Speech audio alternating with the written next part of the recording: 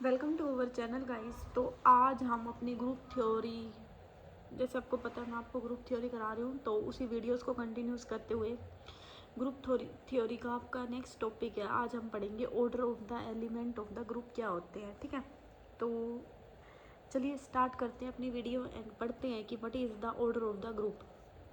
मैं मेन ना आपको इस वीडियोस में ना मेन आपको टॉपिक करा रही हूँ कि मेन टॉपिक क्या है, क्योंकि मेन आपको पता तो होना चाहिए ग्रुप में क्या क्या आता है, क्या क्या होते हैं। ठीक है, मैंने यहाँ पे ना अभी थ्योरम्स नहीं लिए हैं, आपकी जो एग्ज़ाम में आपकी पूछी जाती हैं वो मैं आपको एक ही वीडियो में ना करवा दूँगी। ठीक है, एक साथ। बट अभी ना आपको जैसे थ्योरम्स में जो चीज़ें यूज़ होती है ना उनका मतलब पता होना चाहिए, ताकि आप उन थ्योरम्स को ईजी वे में कर सको। ठीक है, अभी हम थ्योरम्स भी करेंगे आपकी, क्योंकि जो इंपॉर्टेंट रीड रिप्लेस भी में आपकी थ्योरम्स पूछी गई हैं। बट थ्योरम से पहले, क्योंकि मेरा ऐसा मानना है कि डायरेक्ट मैं अगर आपको थ्योरम्स कराऊँ ना तो उनमें जो चीज़ें यूज़ हो रही हैं ना तो आपको उनका मतलब ही नहीं पता होगा, तो आप कैसे उन चीज़ों को हैंडल कर पाओगे। ठीक है, इसलिए मैं आपको ये सब चीज़ें करा रही हूँ, पहले आसान आसान, फिर हम थ्योरम्स पे भी चलेंगे। तो होप सो आपको वीडियोस पसंद आ रही है एंड सीख रहे हो। ठीक है, तो लाइक कर दिया करो भाई, लाइक भी नहीं करते तुम लोग। चलिए पढ़ते हैं, order of the element of the group क्या होता है। ठीक है, हमें दे दिया लेट जी स्टार बी आ। अब आपको ये स्टार का मतलब समझ में आ रहा होगा कि हम जी के साथ स्टार क्यों लेते हैं, क्योंकि हम बाइनरी ऑपरेशन पे चलते हैं। ठीक है, समझ में आ रही होगी अब आपको ये चीज़ें।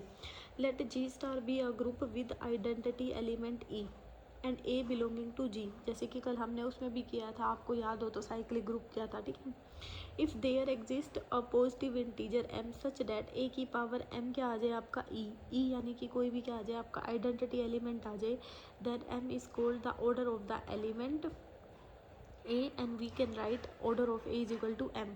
देखो इसने क्या बोला है ऑर्डर ऑफ द ग्रुप में, आपका कहने का क्या मतलब है। जैसे यहाँ पे ना एक एग्जांपल लिखा हुआ है, मैं लिख नहीं रही। ठीक है, थोड़ा यहीं पे समझा देती हूँ, क्योंकि मैंने एग्जांपल कल भी करवाया था आपको।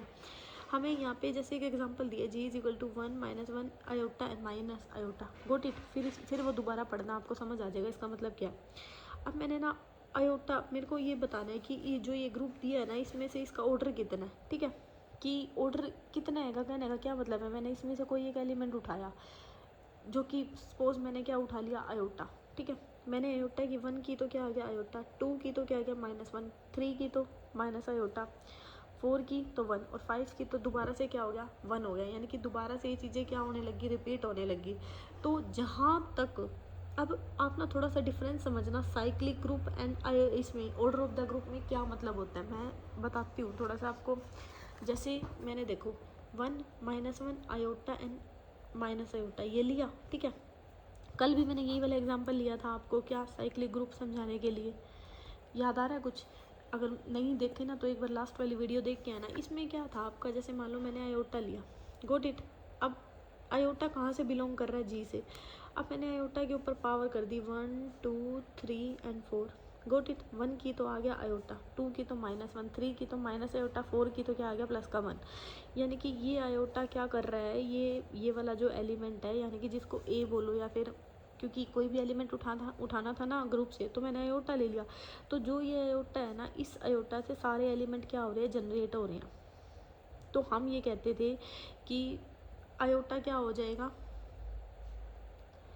एक क्या हो जाएगा, generator off cyclic group, generator off group.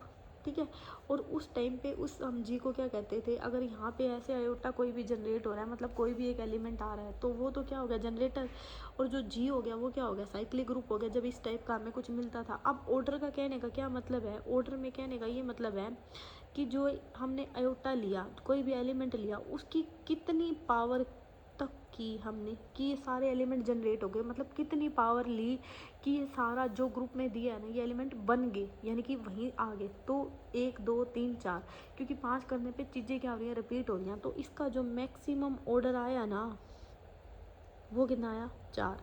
तो हम क्या कह सकते हैं, ऑर्डर ऑफ आयोटा कितना आ गया 4, क्योंकि 4 के बाद ये चीज़ें क्या हो रही हैं, रिपीट हो रही हैं।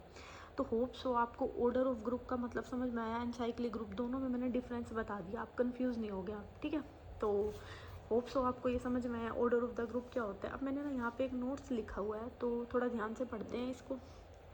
If there exist no positive integer m, कि मान लो कोई भी हमारा, जैसे कि अब मैंने जनरेटर बनाया आयोटा, ये तो एग्जिस्ट हो गया, कि कोई भी ऐसा एलिमेंट एग्जिस्ट ही ना करे, तो उस केस में क्या होगा हमारा, सच डैट ए की power m is equal to e, then we can say that order of a is either infinite और जीरो। अगर कोई भी ऐसा एलिमेंट नहीं जनरेट करेगा ना, ये मोस्ट इंपॉर्टेंट बात है, ध्यान देना, तो हमारा उस केस में जो ऑर्डर होगा ना, या तो इनफाइनाइट होगा या फिर क्या होगा, ज़ीरो। Got it. अब कुछ ना रिमार्क लिखे हुए हैं इसी के ऊपर, ये थोड़े से इंपॉर्टेंट थे तो मैंने इंक्लूड कर लिए, समझाती जाऊंगी, होप सो आपको समझ में भी आ रहा है अच्छे से। हमें दे दिया, if there exist a positive integer m such that a की power m is equal to e, यानी कि a की power m in is equal to e का क्या मतलब है, मतलब आयोटा की कितनी पावर की थी हमने, 4 की थी ना, तब तक वो क्या आ गया, आइडेंटिटी एलिमेंट आ रहे थे। देन ऑर्डर ऑफ ए, जो हमारा ऑर्डर ऑफ ए है ना, वो लेस देन होता है जितनी पावर होती है, या तो उसके इक्वल होता है या फिर उससे क्या होता है, छोटा होता है। यहाँ पे देखो आयोटा की पावर क्या थी, 1 थी ना, तो ऑर्डर कितना आया, 4, या तो वो इसके इक्वल होगा या फिर इससे क्या होगा, छोटा होगा। ठीक है, कहने का ये मतलब है the order can not be greater than m, order हमारा m से बड़ा नहीं हो सकता। ठीक है, पावर हमारी ऑर्डर से क्या होगी, छोटी ही होएगी, बड़ी नहीं जाएगी। आगे समझ में, जैसे यहाँ पे ऑर्डर कितना आया, 4, और इसके ऊपर पावर कितनी थी, 1, या तो ये 4 भी हो सकती है, लेकिन 4 से बड़ी नहीं हो सकती, 5 कभी नहीं हो सकती। देखो यहाँ पे आयोटा की पावर 5 कर रहे थे, आपकी क्या एलिमेंट आ रहे थे, रिपीट हो रहे थे ना, तो ऑर्डर क्या हो गया, सिंपली 4।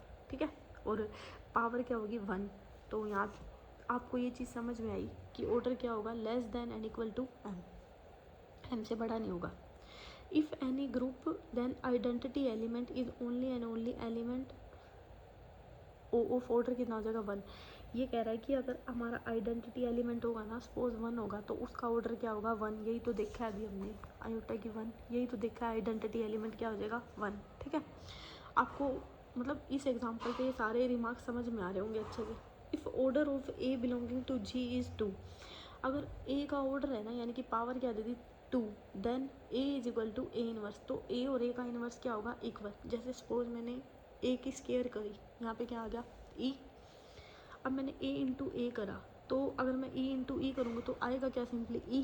तो अब ए इंटू ए करा, तो ए यहाँ पे क्या हो जाएगा, इसका इन्वर्स हो जाएगा। कहने का क्या मतलब है, सिंपली रिजल्ट याद करो कि अगर ऑर्डर 2 है ना, तो ए हमारा ए इन्वर्स के क्या होता है, इक्वल होता है। ठीक है, होप सो आपको ये रिमार्क तो नहीं कह सकते, बट इम्पोर्टेंट कंसेप्ट है ये, तो ठीक है, ऑर्डर ऑफ द एलिमेंट से आप याद रखना। ठीक है, होप सो आपको अच्छे से समझ में आए। एक बात और याद रखना, ऑर्डर ऑफ द एलिमेंट में अगर आपके कोई भी फाइनाइट एलिमेंट दिया है ना, तो उसका ऑर्डर उतना ही होगा जितने वो एलिमेंट दिए हुए हैं। जैसे कहने का मतलब है, यहाँ पे मैंने 1 - 1 आयोटा एंड माइनस आयोटा, मतलब मैं इसको गिन पा रही हूँ ना,